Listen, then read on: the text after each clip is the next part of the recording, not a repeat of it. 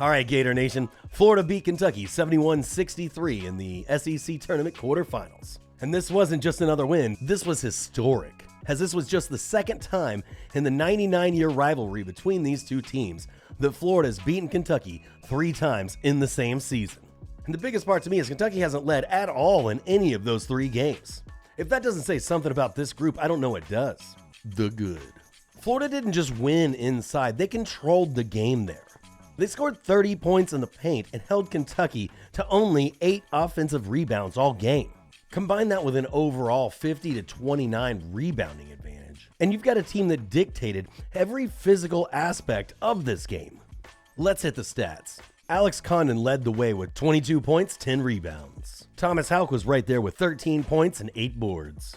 Ruben Chinyelu only chipped in 4 points and 10 rebounds. Micah Handlogden, I don't talk about enough, but he had 8 rebounds in 15 minutes off the bench. With him, these bigs are the 4 horsemen. And also pretty typical these days, Xavier Lee's stat line was 10 points, 5 rebounds, and 6 assists. Woof.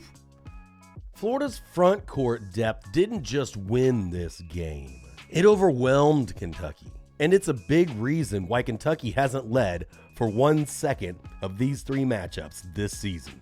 The bad. Florida turned the ball over 18 times. That's the one thing that kept Kentucky within reach. It's also the one thing that can't follow Florida into the semifinal. The effort was elite, the rebounding was elite. The ball security could use a little cleaning up.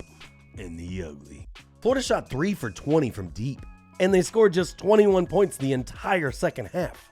Florida just wasn't hitting shots. They went 1 for 13 during a stretch that I think might have closed out the game. But luckily, the defense never flinched.